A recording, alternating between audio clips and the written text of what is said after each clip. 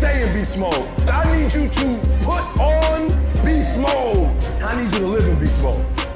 Everybody's got a dream. Everybody's got a goal.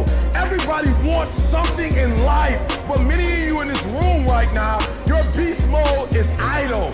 Your beast mode is not turned on. And when you leave this place, I'm telling you, your life is going to go to a whole nother level if you can learn to turn that switch on and keep that switch on.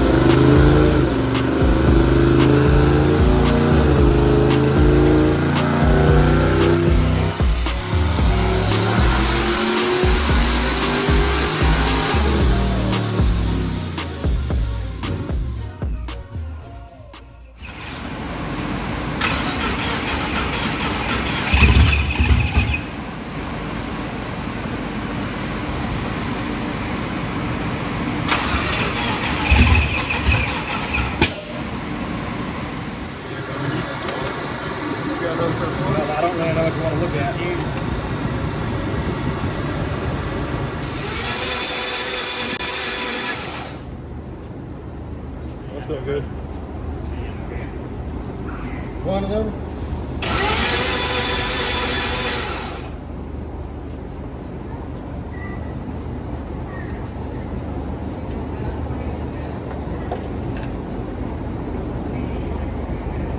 One of them.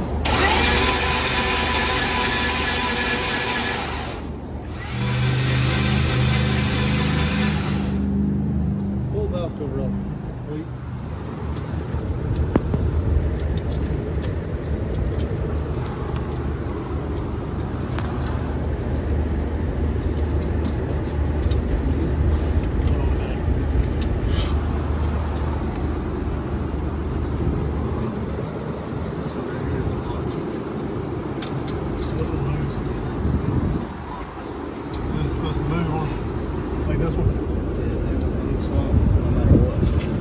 Ooh, did you hear that?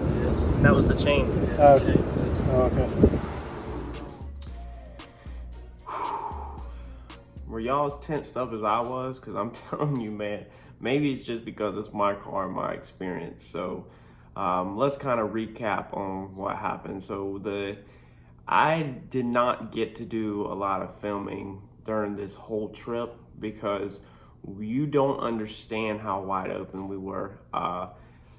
Even the people that were there that watched the video was like, the videos don't really capture the pure chaos and the pure just non-stop going. My wife walked up to me at one time and she said, are you, like, she had been watching me obviously from the sideline. She'd done some filming, she took a couple pictures, and she actually took a picture of me and sent it to her mom because the look just described everything. If she said, the look on your face the whole time, pretty much. She's like, just knowing you, I could just tell how just checked out and like intense it was. And it's the emotion and the roller coasters of emotion, the adrenaline, just everything. I mean, I've had this car in my life for 4 years. I bought this car 4 years ago. I've been hardcore working on this car 2.5 years now. Actually maybe a little bit longer. I've been working on this car for almost probably 3 years now, because I worked on it for a good period before we took the motor to TKM. So the motor went to TKM. We dynoed this thing Thursday. Today's Friday. The motor went to TKM 2 years to the date that we dynoed it. So I had the motor, dropped the motor off with TKM 2 years prior, pretty much to the date from the dyno. So that's how long this journey has been. And to get to this point, you're on this roller coaster ride, and you kind of almost, it's like you see a little kid that's yelling, I want off, I want off, I want off. That's almost like what it's like for lack of better terms, anybody's never been there. And I know a lot of y'all are commenting that y'all have been there and that you fully understand everything, but it's almost sometimes like you're just yelling, I want off, like I want out. But as soon as you get off of it and you step away, then you know that, let's do it again, let's get back on. So it's just like a kid, they went off of something and they jump right back on. And I know y'all know exactly what I'm talking about, especially if you're in drag racing and cars or building cars. And for me, it's more of the build than anything. Going to the dyno was pure amazing. It was an awesome experience, even though we are sitting here now with this. But overall, it was just over the top. I want to take a moment first off to thank everybody at TKM. I have nothing but good to say about TKM. Over the top, I'm beyond thankful that I went to TKM. I told Kevin to his face, so this is nothing new, that I did not want to originally spend what I spent with TKM to build this motor. But I told him that afterwards, every penny was worth it. Every penny was worth it, even though we're sitting in the position that we're sitting in now. Told him that I was beyond glad that I went to there, and I highly recommend them to anybody. You get what you pay for, and if you go to TKM, you're getting the best of the best. That's just what it is. So let's talk what everybody is wanting to know, the failures. So let's jump back to video 1 and 2. So a couple of the failures that we had was right out the gate, obviously the oil lines. So on the Coyotes from the factory, you have the oil filter housing and all this crap coming off the side of the block. So a lot of people use like an MMR adapter that goes on there, and it will adapt it over to AN fittings. You've seen in the videos, you've seen, if you're OG to the channel, you've seen where we modified that MMR, and you see where we changed the lines. We did not ever get rid of the engraved markings on that adapter that says in and out. We bought a remote oil filter housing. I mounted it on the motor plate, ran the lines to it. On the housing, it says in and it says out. Now, not thinking, I just ran the lines, connected in to in and out to out. When this went down on the dyno, the other gentleman that was there was kind of laughing, and he was like, not laughing in a disrespectful way. He's like, "Are you sure you got the lines right?" And I was like, "Yeah, I connected in to in, out to out." And that's when he kind of laughed. He was like, "I blew a motor up like that." And it's an older wise guy, or not wise guy like that. Like, he's been around plenty of race engines. And so Sammy was like, Sammy immediately got down there with me from TKM, and me and him checked, and I was like, "Sammy, this says in, this line says in, let's trace it. It goes to in, that line says out, that line goes to out." And he was like, "That's not right, man." He's like, "It's got to be out on the motor, in on the filter, out on the filter, in on the motor. That way it makes a loop." And I looked at him and I said, "Now that you have said it, that makes perfect sense. Like, why would it not make sense? That is so crystal clear that it makes perfect sense." But in the moment when you don't have the knowledge or anything and you're looking it up, you're just connecting. You know, you're just thinking that these manufacturers label this as this is the in line, this is the out line. You see what I'm saying? So that's the reason why this port is labeled in and this port's labeled out, because you don't have 4, you have 1 in line and 1 out line, that's it. So you're thinking connect in to in, out to out, and that will make your loop. But it's really opposite. You got to connect out to in the filter, and then from the filter you got to connect out to in to the motor block.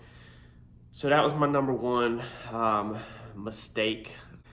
Every single time that I fired it off at the house, I fired it off on FaceTime with John. John was watching all the gauges, and Kevin, of course, was watching all his gauges. These are very smart guys. The oil pressure was, I was blacked out practically. I feel like all of these experiences just from the adrenaline and everything.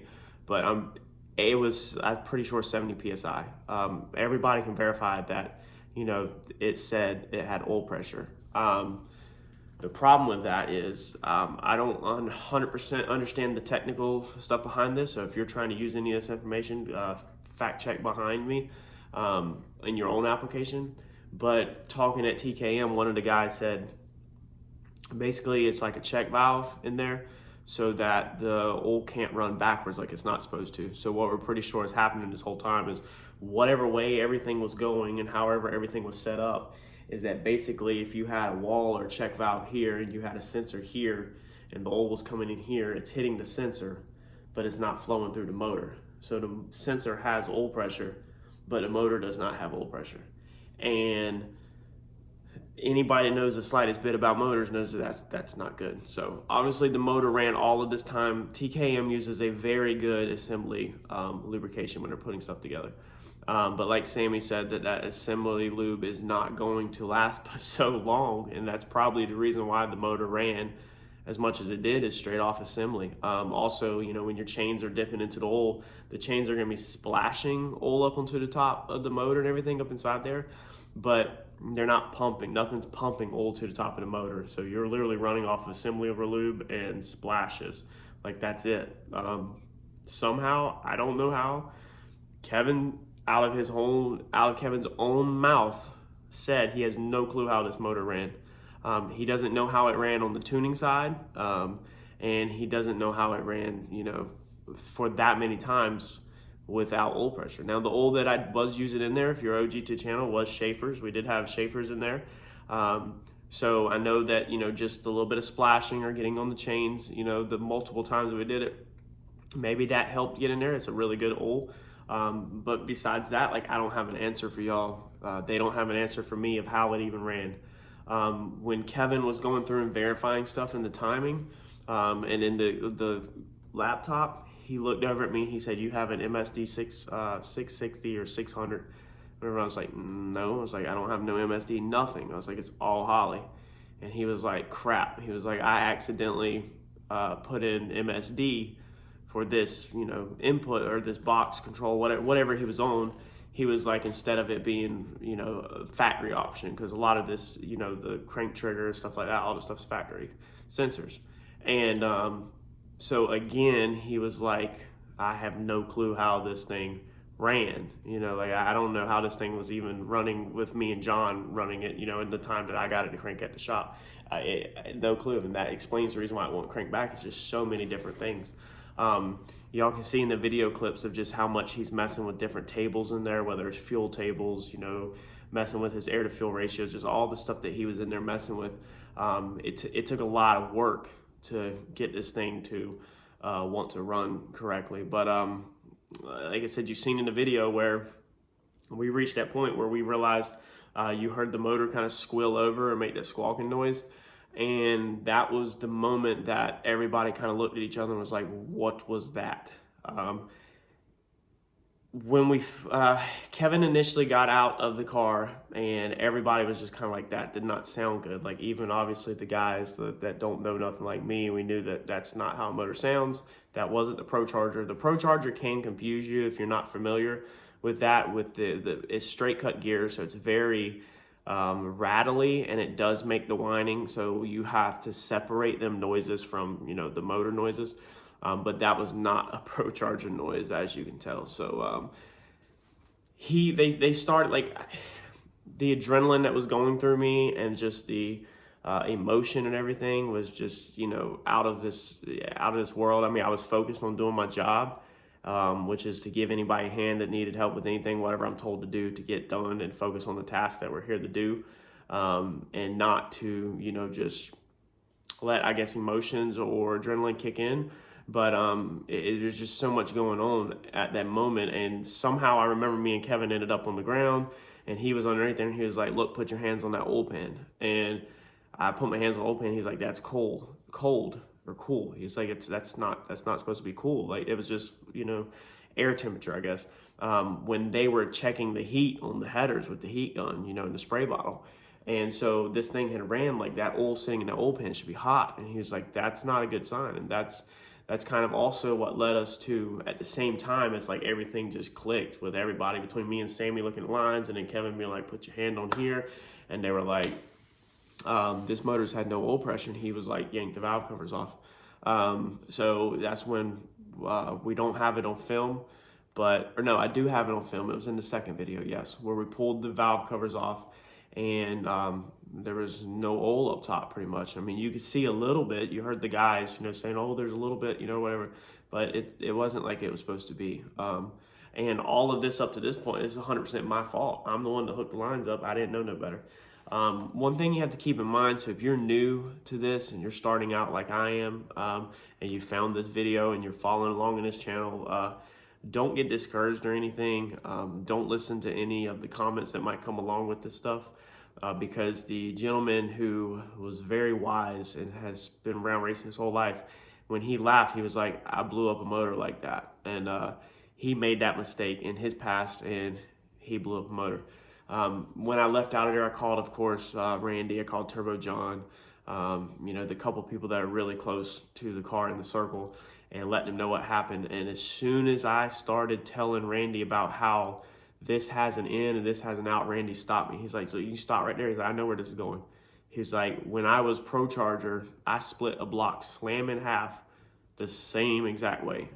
He said that they were running a dry sump system, and they hooked the lines up wrong. He thought that, you know, however his situation was labeled, he thought it was connect the dots. And Randy said that he wasn't. So if you're an OG to Turbo John's channel, I don't know if John covered that or when that happened, but you might recall that if you know Randy's past. I wasn't around them when that happened. So that was the point that Randy, they had to rebuild that motor, and he switched from Procharged to turbo because he used to be Procharger also.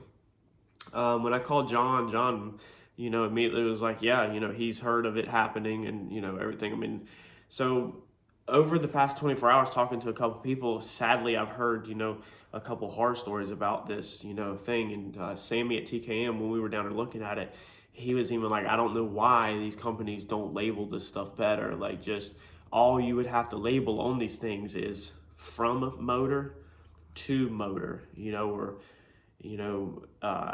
output input. Like if you just did output input on the adapter block on the side of the, the adapter piece, that's fine, output input. But on these filter housings, when these companies make them, we are running our old pressure sensors inside our filter housings. They know we are. They're giving us the port to put the freaking old pressure sensor inside the housing.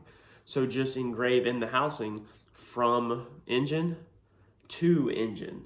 If you just add that one little bit, it might help somebody, save a motor. But this is 100% my fault. I carried it 100% on my own. I don't have a problem with it. And when I mess something up, I flat out don't. I ain't got nothing to prove. So I done told y'all are along for this whole journey, and we're going to learn this as we go on my dime. So moving on from that, we got the lines back straight, and then I had to make the call. As I briefly explained in the video, Kevin explained everything to me, and he was like, I'm not going to make this call. I can't make this call. He's like, you have to make this call.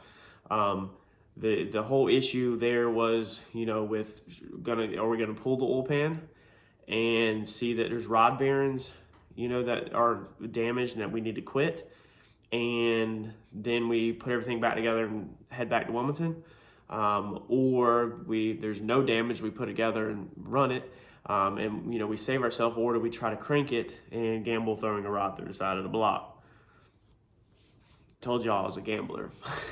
Told y'all I'm not scared to mess some crap up. I said, if we tore it up, we've already tore it up. What's a hole through the block? What's a, rod through the block? I really don't care about rods at this point. So Kevin said, well, look, we'll at least do this. He was like, if we hear anything, we'll fire it back up. If we hear anything, well, first we're going to unplug the coils or whatever, kill the ignition. Yeah, that's what we did, kill the ignition. And we're just going to turn it over and make sure it's pumping oil. So that's what they did with the valve covers off, is they turned it over and make sure it's pumping oil. It was pulling oil up to the top of the motor, so everything looked good. He said, okay, we'll fire it up. If there's any noise that's not supposed to be, we're done. He was like, I'm done, like, we're done. And I was like, cool. I was like, that's perfectly fine with me. If we hear anything that we shouldn't hear, we're done. So we fired it up and it sounded good. Everybody else was like, it sounds good. We don't hear nothing funny. It was running amazing. No squeals, no squeaking, nothing. I mean, it sounded really good. So we moved on from that. And then the next issue that hit us was the water pump issue. So it was kind of funny because, I think Kevin said to turn on the water pump. He was trying to get towards the dyno time, get ready for it. And I explained to Kevin, I was like, well, when we put the radiator back in it the other day, the water pump wasn't working. It makes a noise, but it wasn't working. Whereas before we took the radiator out, it was working perfectly fine. And he said, well, see if you can get it to work or something. And so Mike he was, let's tap on it. So we were tapping on it. And when we started tapping on it, we got the sound to change, the sound of everything that was changing. Squeezing the hoses. Sammy busted out a purge kit, to bleed out air and purge the system, whatever the technical term for that is. So, we tried multiple things because in theory, even though the water pump is currently really low to the ground, so it's lower than the engine, it's lower than the radiator, everything. So there should never be air pockets in the water pump. But that was kind of my idea, and Mike was kind of like, well, you never know. And Sammy was like, I've seen crazier stuff happen. So we were just trying to make sure there's no air in it, and it was going nowhere. So I went up to Kevin. I went around there. He'd been in the car on the laptop, and so I thought he was just doing his thing, And we kind of were getting into where we were kind of doing small talk up there near the water pump, and I was kind of like, well, we're on TKM time, so let's go up here and tell Kevin what's going on. Like, that's where my brain process is at. So I told Kevin, I was like, dude, the water pump ain't coming back on. We're beating on it and everything. Like, we're just gonna have to tune without the water pump or put it on dyno without the water pump. And like, he looked up at me and he was like, we can't put this on a dyno without a water pump. And my thoughts were, well, you know, we do race cars all the time without a water pump. We do race cars on methanol without a water pump, not on pump gas or not on race gas, like not on gasoline. It's on alcohol or meth or whatever the science is behind that stuff. You know, you get what I'm saying. You got canned gasoline, pump gasoline, and then you got like the ethanols and stuff like that, like the racing stuff. Them keep the motor cooler so you don't have to have the water pump and all that. And I was like, dude, I didn't know. Like, I didn't even know like you were waiting on us. And so he was like, he's like, yeah, see if you can get it fixed. He's like, if not, we're done. He was like, I'm gonna go into the office and do some emails. Holler at me if you need me. So that's when I told Mike, I was like, we got to get to ripping this thing out. So it's just chaos. Like, all of a sudden it's just like, grab all the tools. I need this. Like, you know, all hands on deck. Nobody's filming, you know. So we got the water pump out. You've seen what we did. You've seen it was a magnet issue. Mike got the epoxy set on the water pump.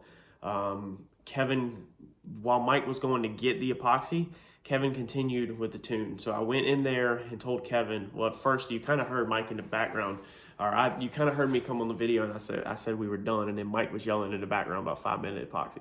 So I went and told Kevin that we're done, that we opened the water pump up, the magnets fell out of it, that it's gonna have to go back in the box and go to Wilmington with no tune, that we were just done. And so I said, can you at least try to get me an idle tune, even though we don't have a water pump, so that once I get back to Wilmington and we put a water pump in this thing, we can find any other leaks and just idle it, you know? And he's like, yeah, absolutely. So that's when I walked back out there and I did the recording saying that we were done. And then Mike comes up yelling, you know, that he's like, dude, if I can get my hands on 5-minute epoxy, I will make this water pump work. And so I'm like, are you serious? And he's like, yes. He's like, I can make this work with it, 5-minute epoxy or 1-minute epoxy, whatever. And I was like, okay. I was like, you know, here's the debit card, you know, jump in the Duramax and go get whatever you need, like whatever you can find local, just buy it. Like, and let's make this happen. So I told Kevin, I was like, Mike says if he can get his hands on 1-minute epoxy, that he can make this thing work. Kevin says there's a Vance right up the road. So Mike took off. Kevin started the idle tune, and that's when, you know, he was in there on the idle air control. Now we have a Holley intake manifold, we have a Holley sniper throttle body, and we have a Holley IAC. If you buy this throttle body, the sniper throttle body for this setup, if you go to the directions or the recommended parts or whatever, Holley tells you what IAC fits this throttle body and what they want you to run. They don't give you what to run it on. So inside your software, you know, when you're doing, if you know anything about Holley, or if you don't, basically when you do an input such as your shock sensors, your coolant sensor, any sensor, normally Holley kind of populates and gives you, you know, 5 to 10 maybe options of what sensor are you using, and then you kind of answer the question. You tell Holley what's, you know, the computer what sensor you're using, and then they configure it to that. So Kevin was like, I have to figure out what that IAC like runs on, like what platform or what option that they want, because it wasn't in there. The part number wasn't in there, and it's just crazy that this is a Holley Dominator. These are all Holley parts. Like the whole equation is Holley. I mean, harness is not custom. You know, it's all Holley. Like, how is this not in the drop-down menu? So he searched for a while on Google, and he ended up hollering at me and saying, "Dude, unplug that crap." He was like, "You're gonna have to, you know, repin the sensor," I think is what he boiled down to. I don't know how he come to that conclusion or what was going on. I do not remember. All I know is that he told me that I'm gonna have to have Chris Moore that wired the car, when we finish up the other things, that we're gonna have to repin that sensor. I guess it's not pinned right or something. So I was like, cool, unplugged it. He tuned it without an IAC from there on out. Now I know there's other people that have deleted their IAC. I asked Kevin, I was like, can we just leave it unplugged, tape that plug back, and just put a friggin' block off plate on it? The less crap on the motor, the less we have to deal with it. He was like, absolutely. It makes it harder though. He's like, it's gonna be way easier with the IAC. So I said, okay. I was like, all right, we'll try to work on that, you know, moving forward. So he got past that IAC issue and then got it to run. That's when in the second video, you kind of can hear that we have an idle tune established, and the car is idling, you know, really good. At the end of the video, the second video where I popped up, it said Kevin gave us the go to put it on the dyno. He then asked me, he said, what oil pressure sensor are you running, so that I can make sure, I guess, that this oil pressure is dialed in correctly. When you do the drop down menu, you input what sensor you're using, and then that makes sure it's reading the sensor correctly. I said it should be low dollar, and he said give me the part number off of it, because I bought 3 low dollar sensors, and then I think we bought 1 or 2 eBay sensors before we bought the low dollar sensors. And so I looked down there and I was like, crap. I was like, it's an eBay sensor, no part number, no name brand, nothing. It's just a pressure sensor. You could save a decent amount of money by going with the eBay sensor. That's what I put in there. So it was working, but I guess he just wanted to verify that we had it correct, that it was reading the correct oil pressure. So he said, do you have a spare sensor? And I was like, yeah, actually, I don't know why, but I threw one in the trailer. When I was doing my checklist and kind of trying to prepare my trailer for these outings, you know, I try to be prepared. We had a spare low dollar sensor. I had ordered a spare one. And so he said, throw that one in there. He said, because I know what that part number is, and I will know what that one is. So before it even went on a dyno, then we had to go back down there on the oil filter housing, and we had to get the oil pressure sensor out. It's not the easiest to get to by any means. You pretty much have to barely get a wrench on it and kind of almost strip the edge of the sensor out to get it on and off. Very challenging to get in a moment. It's doable, and then actually Mike found a way to go behind the Procharged and get it like that, but it's not super easy, and you can't get a socket over it where it's how the housing is machined. So we got the oil pressure sensor in there, and then that was when it went onto the dyno. So as you can hear in the videos, pretty much the dyno runs sounded extremely healthy. But we did a couple pulls. So the first pull and the second pull were just basically what he called like street driving pulls. So they were just pulls that the same way that it would be when you're driving. So he was just going through the gears, you know, first, second, and third. So Mike looked at me across the top of the car, like he was over to the other side. I was standing over here, over on the driver's side, and Mike was over there like this. And I'm like, you know, like, what are you talking about? And he was like, you know, and then he was like holding up 3.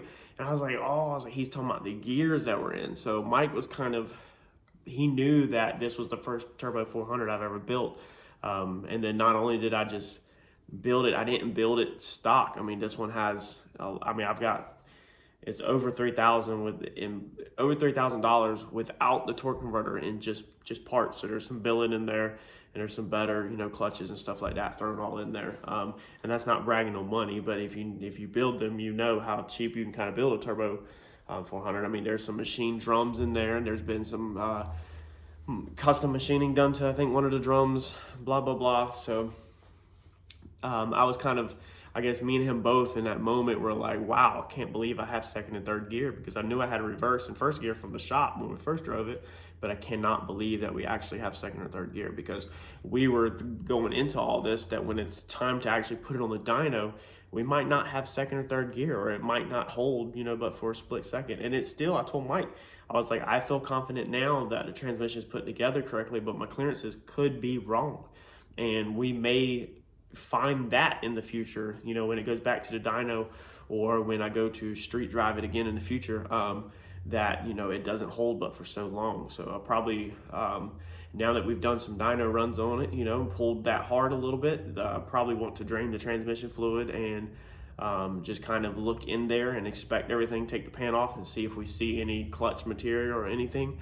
If you have any other advice, you can drop it below. But I feel like if it was anything real major, that it will show itself that fast. So anyway, we're on the dyno, we're, you know, second, third gear, and everything looking good. I think Kevin did 2 or 3, I think 2 or so.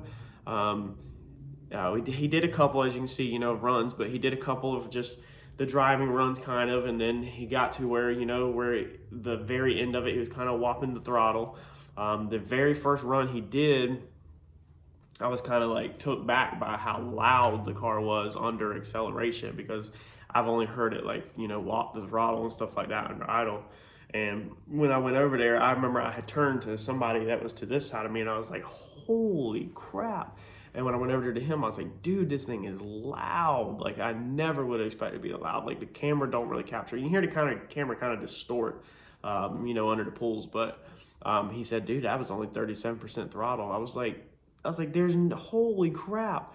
And he was like, dude, we still have a long ways to go. Because I don't know what I'm looking for. I don't know how the car's supposed to sound. I don't know how the car's supposed to act. It's a brand new everything. Never drove the car. And he even later looked at me. He's like, so you've never drove this car? I was like, Kevin, never. I was like, it come off a wedge trailer, private transport, puke green, bone stock. I was like, I did not even drive my car into the shop when I got it off the wedge trailer. Michael drove it into the shop, and I actually had to feed the carburetor fuel through a soda bottle just to get it into the shop when we got it, because it was bone stock. And he was like, wow. Like, he was kind of starting to, you know, learn the history of the car and just see the car. And he was like, that is crazy, dude. And like, he gave me like the fist bump. And, you know, I was like, because Mike had leaned in and told him that we were blown away. We had second or third gear because this is the first transmission I've ever built and everything. And so he was kind of like I'm nobody. But I guess for just somebody who has zero experience with all this, I guess, you know, it's, he was kind of like, dude, that's pretty good. So, but we got them street driving. We got the street driving, you know, in, and that's what he calls it, he said. And he ironed out where he was at and kind of looked at the numbers and looked at everything. And he felt confident that, you know, we could go ahead and make a pull.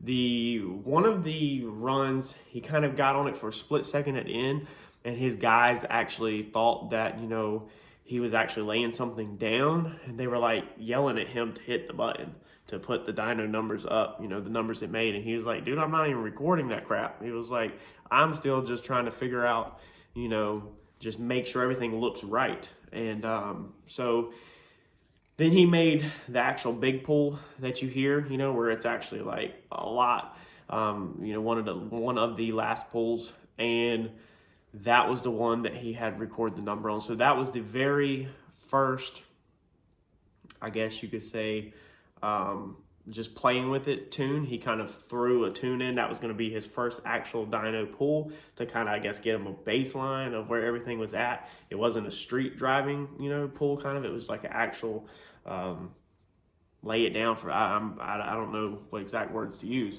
But he said that the one before that, which was very similar, was only like 9 PSI.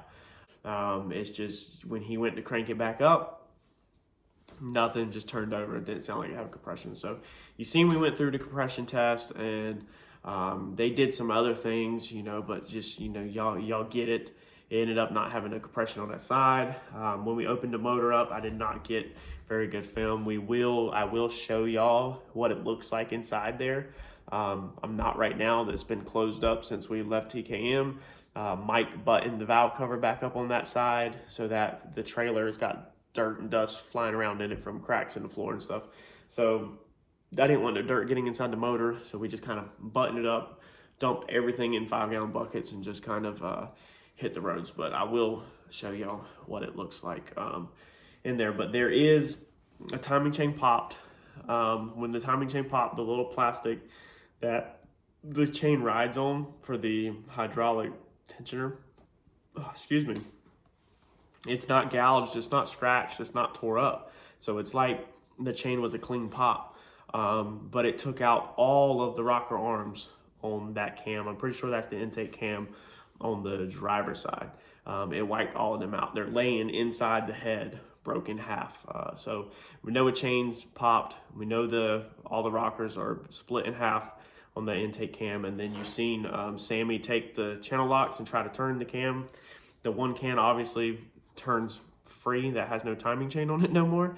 And then the other cam, you know, don't turn at all. Now, I don't know if it's supposed to turn or if it's not supposed to turn. I don't know what he was checking. I have no clue with that. But Sammy is the one that built the motor. So Sammy is one of the engine builders back there, and he's the one that assembled that motor, and I'm sure he will be the one assembling this. He said that it's almost, he was like, man, my heart hurts for you, and it's not even my stuff. He's like, but I told him, I was like, it's probably like you build this baby, you know, like this kid, and you give your kid to somebody and then they tear it up.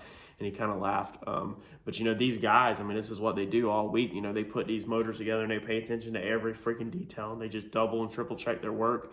And then to see it, you know, just go to crap right in front of your eyes on first startup, pretty much, or first run, is it's probably kind of like a bummer. It'd be like me painting a car and then somebody just taking it out and letting it get scratched all up and then bringing it back to you. It's kind of like, dude, I just put a lot of time into that, man. So I get it, even though we're paid for it, I get it. But yeah, that's basically where we're at. So Kevin said you could probably expect to have a couple valves are probably damaged. I'm sure y'all will agree with that there's probably, you know, 1 or 2 bent valves. So we'll probably have to have 1 or 2 bent valves. Not sure if the timing chain went first, or if the rocker arm went first, or if one rocker arm went and then it got jammed in there, and then the other ones all went when it got wedged in there, or what. But I know that we need to go ahead and replace all the timing chains, because all of the kickback with the starter crap, I asked the guys at TKM, I was like, all of this crap I keep hearing, and you can hear it in the very first video, you know, a couple people commented that sounded terrible. It does sound terrible. You know, the wife was like pulling her hair out. She hates hearing that kind of stuff, you know, because to her, it just sounds like stuff is tearing up. Even though we all know, if you've been around motors, that there are times when you're trying to figure something out, you're going to have kickback. You know, like Kevin was not a bit concerned about it. None of his guys were a bit concerned about it. Like, of course it sucks. Nobody wants it, but it's part of, you know, the learning and the tuning. But all the kickback I had at the shop, all the kickback I had at the house that's not on video because I was trying to figure out how to make this car run, you know, all of the loud grinding and everything on it, there's no telling how much stress I've already put on the chains. Obviously the chains were ran without the tensioners being pumped up from the oil pressure. And so there's no telling what happened with that. There's no telling if being the chains were slacked, if one of the cams jumped timing by 1 tooth or so and it had, you know, it was just good enough to just run, but maybe that, you know, made something collide. I don't understand the internals of a motor that deep, but that was just kind of hashing it out real fast whenever it happened. Was I depressed? No, I don't think so, honestly. You can ask the wife. Does it suck? Yeah. So the part that sucks the most is the financial side of it. I think went over it in the past financially where I'm at right at the moment with the car, where what we have spent in the past 2 months. There's no reason to throw that in this video. If you're OG to the channel, you've watched all the videos, and you know, you probably know the numbers of what I've spent in about the past 2 months. I think I covered it. We'll probably cover that in a future video, but that's the only thing that sucks is the hole that I'm in right now, kind of to try to get this car to run for y'all. It was kind of a do or die moment. If y'all weren't here and I wasn't doing YouTube, I would have probably took it a lot slower over the past 2 months. I didn't rush anything that I wasn't comfortable with. I rushed the financial side of it. So put some stuff on, you know, credit or whatever. It's nothing I can't pay for. I've been doing this for 4 years now. You know, you put X on credit and you pay X off, you know, whether it's $20 on credit, you pay $20 off that Friday. You know, I don't have to be talking about tens of thousands of dollars. But that was kind of how doing it. When I first started to build, it was cash flow, and then it went to, you know, building some credit and getting cashback points. I went over all of that on this channel, how I get, you know, free money off of the credit cards, you know, by building this race car. The credit cards actually pay me money on some stuff, and you know, just chipping a little way at a time. It's just what we did in the past 2 months was anything the car needed, we just purchased it. I mean, that's what a lot of guys end up doing when you're right down to the wire on the last bit of it. And I thought, I mean, we've got all the racing gear and everything, and I was banking on that we would go into this and have some minor issues, be able to go ahead and burn a little bit more, you know, cash, and get ourselves to the racetrack. And that's not where we're at now, and that's obviously not what's going to happen here. So yeah, that's where we're at. So I'm going to do another video on explaining the plans. I already have a lot of thoughts. I've already talked to Kevin about what we need to do with this situation, but I can see the timer out there. This video is going to be crazy long. And I don't want to bore y'all with that on this one. So we're gonna be making some changes. We're probably gonna make some changes to the car. We're gonna make some either just mild changes and repair the motor. We're gonna make some changes to the motor. We're gonna do some more upgrades. And we might be making major changes to the car. So everything's kind of up in limbo right now.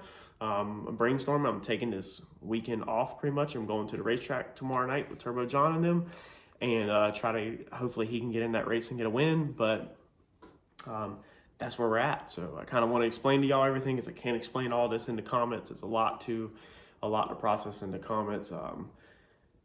You know, if you have any questions, drop them below. We're not gonna, we're not gonna discuss what I spent at TKM or what TKM charged me or any of them types of questions. That's between me and TKM. I don't feel comfortable putting anything out like that, just the same way I did with the headers with Jason Braswell. You know, we gave you a ballpark, but we did not put out, what I paid for it, so that, I just don't feel comfortable with that. So if you ask that question in the comments, I'm not going to disclose what was spent at TKM on this setting, or this outing, I guess you could say.